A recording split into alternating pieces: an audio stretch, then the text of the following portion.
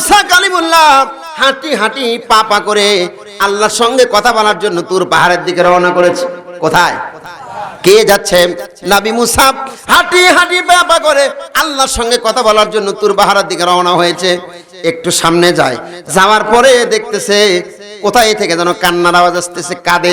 নবী মুসা এদিক ওদিক তাকায়, কোন লোক না, জন্য কান্নার আওয়াজ কোথায়? নবী মুসা ভালো করে লক্ষ্য করে দেখলেন একটা বিশাল পাথর, সেই পাথরের ভেতর থেকে কান্নার আওয়াজ আসতেছে। মানুষ যেরকম করে কাঁদে ওই রকম করে কান্নার আওয়াজ আসতেছে। বন্ধুরা আমার, ভাইরা আমার, লক্ষ্য করেন একটা পাথর কেন কাঁদে, এই পাথরটা কেন কাঁদে? নবী মুসা ওই পাথরকে বলল, ও পাথর তুমি কাঁদো কেন?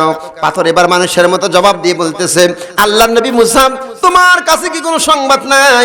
আল্লাহ পাক রব্বুল আলামিনের জাহান্নামের মধ্যে জ্বলবে মানুষের পাথর, আমি পাথর আল্লাহর জাহান্নামের আগুনের মধ্যে আমি কেমনে জ্বলবো?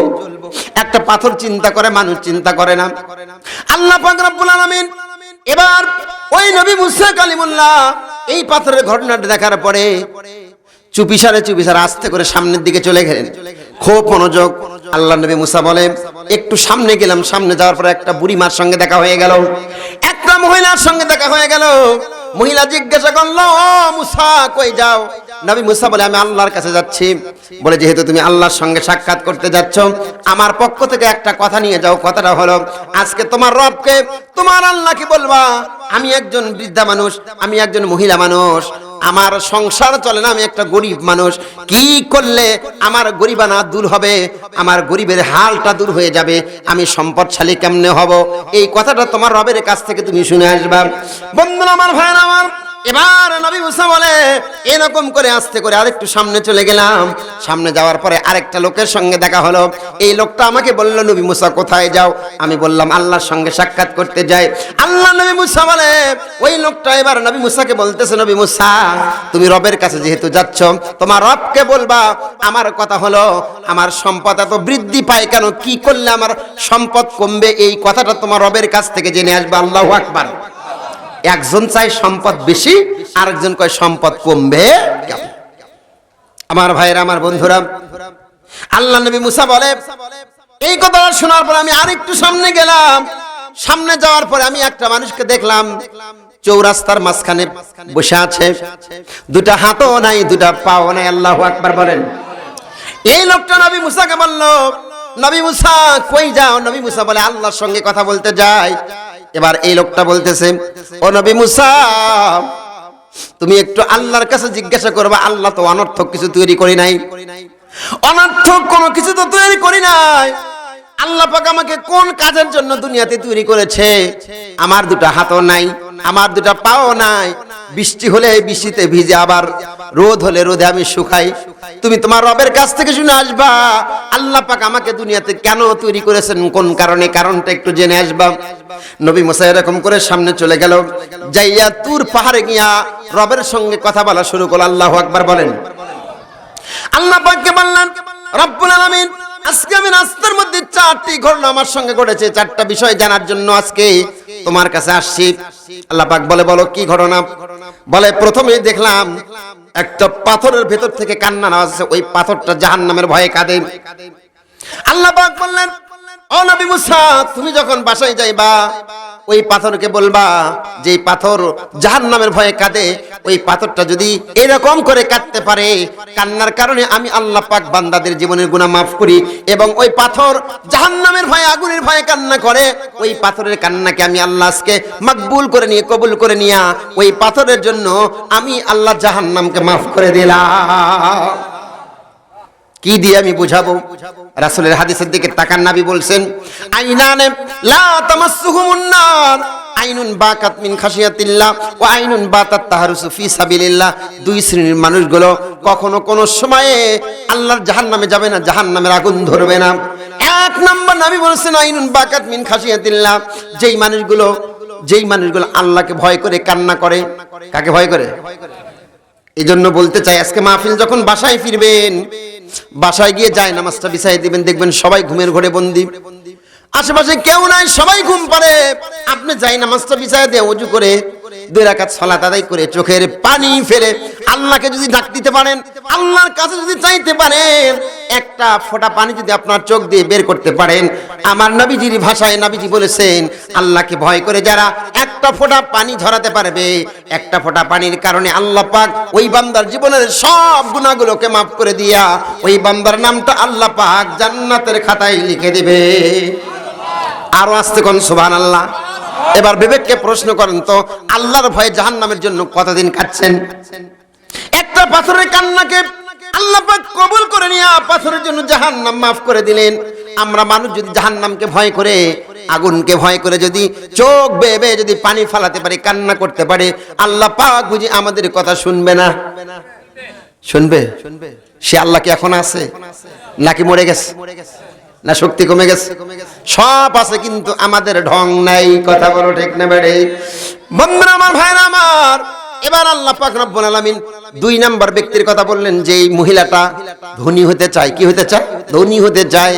আল্লাহ পাক বললেন, নবী মুসা, যে এই মহিলাটা ধনী হতে চায়, ওই লোকটাকে বলবা আমি আল্লাহ তাকে যতটুকু দিয়েছি অতটুকুর উপর যেন শুকরিয়া আদায় করে। কি আদায় করে? 2 তলা বাড়ি বানাইছি, কেমন আছে? খুব ভালো নাই। 3 তলাটা কমপ্লিট করতে পারতেছি না, আছে না নাই? আল্লাহ বলে, বান্দা শোনো, লা ইন শাকারতুম লা আযীদান্নাকুম ওয়া লা ইন কাফারতুম ইন্না আযাবি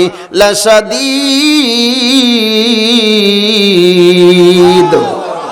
আল্লাহ বলে, বান্দা শোনো, লা ইন শাকারতুম লা আযীদান্নাকুম। বান্দা তুমি কেমন আছো? সুখে দুঃখে, খেয়ে না খেয়ে সব সময় আমার জবান দিয়ে বের হবে আলহামদুলিল্লাহ। কেমন আছো বলে একই রকম। তুমি কেমন আছো কয় মোটামুটি। তুমি কেমন কয় বাজার দর আছে না নাই? মুসলমানদের জবান দিয়ে বের হবে সব সময় আলহামদুলিল্লাহ। আল্লাহ বলে, বান্দা শোনো, তুমি বিশাল একটা খাতা তোমার সামনে রেডি করো, পৃথিবীর যত কলম আছে সব কলমগুলো তুমি এক জায়গায় করো। ও বান্দা, পৃথিবীর সব কালিগুলো শেষ হয়ে যাবে, খাতাগুলো শেষ হয়ে যাবে। আমি আল্লাহ তোমাকে কত নিয়ামত দিয়েছে, নিয়ামতগুলোকে তুমি গনে গনে শেষ করতে পারবে না। কথা বলো ঠিক কিনা? আল্লাহ কয়, বান্দা রে, আমার নিয়ামতের মন কথাগুলো স্মরণ কর, আর জবান দিয়ে আলহামদুলিল্লাহ পর, শুকরিয়া আদায় কর। যদি করতে পারিস, আমি আল্লাহর ওয়াদা হলো আমার নিয়ামতের ভান্ডারগুলো তোর উপর আরো বাড়ায়া দিব। আল্লাহু আকবার। তাহলে শুকরিয়া আদায় হবে কার? 5 ওয়াক্ত নামাজের মধ্যে প্রতি রাকাতে আমরা বলতেছি আলহামদুলিল্লাহি রাব্বিল আলামিন। প্রশংসা কার? প্রশংসা করলে খুশি হয় কে? লাভ হয় কার? লাভ আমার। খুশি হয় কে? তাহলে প্রশংসা করার দরকার আছে কিনা? এই জন্য যদি সম্পদ পাইতে চান, ধন পাইতে চান, প্রশংসা করব কার? আলহামদুলিল্লাহ যত পড়বে তত নিয়ামত আল্লাহ পাক বাড়াই দিবে। ও বন্ধু, তোমাকে আমি কি দিয়ে বুঝাবো? তোমার মতো কত সুন্দর মানুষ, চোখ আছে, নাক আছে, মুখ আছে, জিহ্বা আছে, কথা বলতে পারে। কথা বলেন, কথা বলতে পারে। কি সুন্দর চেহারা, 2টা হাত নিয়েছে, কি সুন্দর চেহারা, পা নিয়ে গেছে। এজন্য কবির ভাষায় বলতে হয়, একই সৃষ্টির মানুষ আল্লাহ, কেউ সাদা কেউ কালো, কারো জীবন আধার ঢাকা, কারো জীবন আলো, কারো জীবন আধার ঢাকা, কারো জীবন আলো। কারো 2টো হাত নাই রে, কারো 2টো হাত নাই রে, কেউ দেখে না চোখে, কারো 2টো পা নাই রে, ন্যাংরা বলে লোকে, হাই রে ন্যাংরা বলে লোকে। ওরে হাত নাই যার মুখে খাবার, ওরে হাত নাই যার মুখে খাবার, কেমনে খাবে বলো? একই সৃষ্টির মানুষ আল্লাহ, কেউ সাদা কেউ কালো, কারো জীবন আধার ঢাকা, কারো জীবন আলো। কথা বলে ঠিক না বেঠি? কারো মুখে হাসি নাই রে, কেউ বলে না কথা, দেখো রে বুবার মুখে কত দুঃখের ব্যথা। ওরে চোখ নাই যার আধার আলো, ওরে চোখ নাই যার আধার আলো, কেমনে বলবে বলো? কারো জীবন আধার ঢাকা, কারো জীবন আলো, কারো জীবন আধার ঢাকা, কারো জীবন আলো। এগুলো সৃষ্টিকার এগুলো করুণা কার? বন্ধুরে কি দিয়ে বুঝাবো? এই জন্য আল্লাহ পাক বলছে, বান্দা সম্পদ যদি বৃদ্ধি করতে চাও, নিয়ামত যদি পেতে চাও, জবান দিয়ে বারবার বলো আলহামদুলিল্লাহ। আল্লাহ পাক নবী মুসাকে বললাম, ও নবী মুসা এরপরে কি বলো? নবী মুসা বলল, এরপরে হলো ওই যেই ব্যক্তিটা বলছে আল্লাহ আমার এত সম্পদ এত কেন বেশি। এবার আল্লাহ পাক বলল, ও নবী মুসা, যার সম্পদ এত বেশি বৃদ্ধি পাচ্ছে ওই লোকটাকে তুমি সুন্দর করে বলে দিবা, ওর সম্পদ যদি তুমি কম করতে চায়, ওর সম্পদ যদি কমাতে চায়, সে যেন দান করা বন্ধ করে দেয়, মিসকিনকে দেওয়া বন্ধ করে দেয়। তার মানে বোঝা যায় মিসকিনকে দান করবে যারা সম্পদ বৃদ্ধি পাবে, যারা ফকিরকে দান করবে যারা সম্পদ বৃদ্ধি পাবে তারা। কিন্তু আমরা বলি সম্পদ দান করলে সম্পদ কমে, কথা কর না কে? আমার ভাইরা, সম্পদ দান করলে, আল্লাহর রাস্তায় দান করলে বন্ধুরে সম্পদ বৃদ্ধি পায় কেমনে করে? আল্লাহ কয়, বান্দা যখন তুমি সম্পদ দান করলা তোমার ওই সম্পদটা পবিত্র হয়ে গেল। যখন পবিত্র হলো ওই পবিত্র সম্পদের মধ্যে আমি আল্লাহ বরকত দান করে দেই। বলেন সুবহানাল্লাহ। আমার ভাইরা, ছোট্ট একটা ঘটনা বলি। একদিন হযরতে আলী রাদিয়াল্লাহু তাআলা আনহু, তাকে তার স্ত্রী বলল, প্রাণের স্বামী রে, আমার পেটে বড় ক্ষুধা, আমি অসুস্থ, দেখো তো একটু খাবার কোনো সংগ্রহ করা যায় কিনা। হযরত আলী রাদিয়াল্লাহু তাআলা আনহু আস্তে করে হেঁটে হেঁটে বাজারে চলে গেল। বাজারে যাওয়ার পরে একটা আনার ফল সংগ্রহ করলো। জোরে বলেন কি ফল? আর জোরে বলেন কি ফল? আনার ফল সংগ্রহ করে হযরত আলী হাঁটি হাঁটি পা পা করে বাড়ির দিকে রওনা করেছে। রাস্তার মধ্যে একটা ফকিরের সঙ্গে দেখা। যেমনি ফকিরের সঙ্গে দেখা হয়, ফকির জিজ্ঞাসা করে, ভাই আলী রে,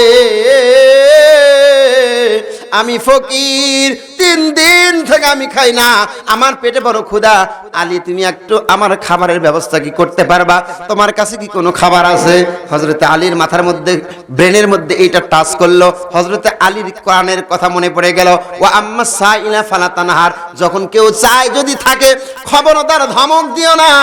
হযরতে আলী ধমক দিলেন না, আস্তে করে ওই আনার ফলটা পকেটের ভিতর থেকে বের করে ফকির বেটাকে দান করে দিলেন। হযরতে আলী দান করে দিয়ে আস্তে আস্তে করে মনটা খারাপ করে বাড়িতে চলে গেলেন। বাসায় ঢুকলেন, ঢোকার পরে বিবিকে সালাম দিলেন, বিবির সঙ্গে কথা চলছে। প্রাণের বিবি, একটা ফল পাইছিলাম কিন্তু রাস্তার মধ্যে একটা ফকির বেটা চাইলো, আমি তাকে দিয়েছি। এবার স্ত্রী বলতেছে, ও প্রাণের স্বামী, মন খারাপ করেন না, আপনি আমার জন্য ফল আনতে পারেন নাই, কি হয়েছে? আল্লাহ পাক আমাকে সুস্থ রেখেছেন, আমি তো সুস্থ আছি। আল্লাহু আকবার বলেন। স্বামী আর স্ত্রী দুইজন মিলে যখন এই গল্প করে, হঠাৎ করে সেখানে একজন আল্লাহ নবীর সাহাবী হাজির হয়ে যায়। নবীর সাহাবের নাম হলো হযরত সালমান ফারসি। এই সালমান ফারসি হযরত আলীকে ডেকে ডেকে বলে, ও ভাই আলী রে, বের হও বের হও। হযরত আলী বের হলেন। আলী বের হওয়ার পরে লক্ষ্য করে দেখতেছেন হযরত সালমান ফারসির মাথার উপর একটা ঝাঁকা, ঝাঁকাটা নামায় দিলেন। নামানোর পরে হযরত আলী লক্ষ্য করে দেখে ওই ঝাঁকার মধ্যে অনেকগুলো আনার ফল দেখা যায়। এবার হযরত সালমান ফারসি হযরত আলীকে আনার ফলগুলো দেখতেছেন, 1 2 3 4 5 6 7 8 এরকম করতে করতে 9টা আনার ফল দিয়ে দিলেন। এই 9টা আনার ফল হযরত আলী নেওয়ার পরে বলতেছেন, সালমান ফারসি রে, ভুল করতেছো ভুল করতেছো, এই ফলগুলো আমার না, এগুলো অন্যজনের হবে। সালমান ফারসি বলে, না, এই ফলগুলো আপনার, বিশ্বনবী আপনার জন্য পাঠিয়ে দিয়েছে। হযরত আলী বলতেছে, ভাই সালমান রে, এই ফলগুলো যদি আমার হয় 9টা কেন হবে?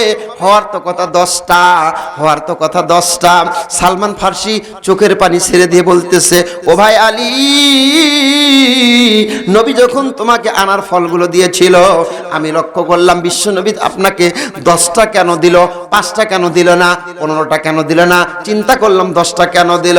ও ভাই আলী, তুমি একটু বলো, কেমনে তুমি বুঝতে পারলে এগুলো তোমার না? এই কথা বলার সঙ্গে সঙ্গে সালমান ফারসি আরেকটা আনার ফল তার পকেটের ভেতর থেকে বের করে হযরতে আলীকে 10টা আনার ফল দিল। এবার হযরত আলী বলতেছে, ভাই সালমান ফারসি রে, আল্লাহর ওয়াদা হলো এই দুনিয়াতে মান জাবিল হাসানা ফালাহু আশরু আমসালিহা, এই দুনিয়ায় যদি কেউ একটা ভালো কাজ করে, একটা ভালো কাজের কারণে আমার আল্লাহ পাক রব্বুল আলামিন 10 গুণ বানায়া দেয়। কয় গুণ? কষ্ট পাচ্ছেন নাকি বিড়ি মারাত আছেন? বিড়ি টিড়ি আনেননি তো? অনেকেই ওয়াজ শুনবে সব বিড়ি নিয়ে আসে কজত করে, বিড়ি টিড়ি নাই তো? আমার ভাইরা চিন্তা করেন, আল্লাহর নবী সাহাবী হযরতে আলী একটা আনার ফল দিলেন, যার কারণে দুনিয়াতে আল্লাহ কয়টা দিল? আরো ধরে বলুন কয়টা? ওই আল্লাহ হযরতে আলীকে যদি দিতে পারে, আপনাকে দিতে পারে কি পারে না? এই জন্যই হযরতে মুসা নবী ওই লোকটাকে বলে দিল, আল্লাহর পক্ষ থেকে কথা নেওয়ার পরে বলতেছে, ও ভাই, আল্লাহ বলে দিয়েছে সম্পদ যদি কমাতে চাও তাহলে জাকাত দেওয়া বন্ধ করো, দান করা বন্ধ করো। তার মানে বোঝা যায় দান করলে সম্পদ বাড়ে, জাকাত দিলে সম্পদ বাড়ে। কথা বলেন ঠিক না বেঠিক? আমার ভাই, আমার বন্ধুরা, সামনের দিকে চলে যায়। নবী মুসা এবার বলল, ও বলো বলো। 4 নম্বরের একটা কথা আছে, কথা হলো, আল্লাহ গো আমার কাছে আমার মাধ্যমে জানতে চেয়েছে একজন মানুষের হাতও নাই পাও নাই, আল্লাহ গো তুমি তাকে কোন কারণে তৈরি করেছো একটু জানতে চাই। এবার যখন এই কথাটা বলল, আল্লাহ পাক নবী মুসাকে বলল, ওই লোকটাকে গিয়ে বলবা ওর হাতও নাই পাও নাই, আমি আল্লাহ ওকে আমি তৈরি করেছি। জাহান্নামের একটা গর্ত আছে, এই গর্তটা বন্ধ করার জন্য নবী মুসা যখন এই সংবাদ এই লোকটাকে দিল, দেওয়ার সঙ্গে সঙ্গে লোকটা কান্না শুরু করে দিল, আল্লাহু আকবার, আল্লাহু আকবার, আমি জাহান্নামের গর্তের মধ্যে থাকবো, আমি কেমনে সইব? কিন্তু এই লোকটা সঙ্গে সঙ্গে আল্লাহর প্রশংসা করলো, আল্লাহ তুমি যে আমাকে ওয়াজাতা বানাও নাই, তোমার নিয়তের মধ্যে, আল্লাহ তোমার কর্মের মধ্যে আমি সন্তুষ্ট, আল্লাহ আল্লাহ আমি খুশি। এই কথা বলার সঙ্গে সঙ্গে আল্লাহর পক্ষ থেকে ওই ব্যক্তিটার 2টা হাতও হয়ে গেল, 2টা পাও হয়ে গেল। চিৎকার মেরে কন্যা সুবহানাল্লাহ।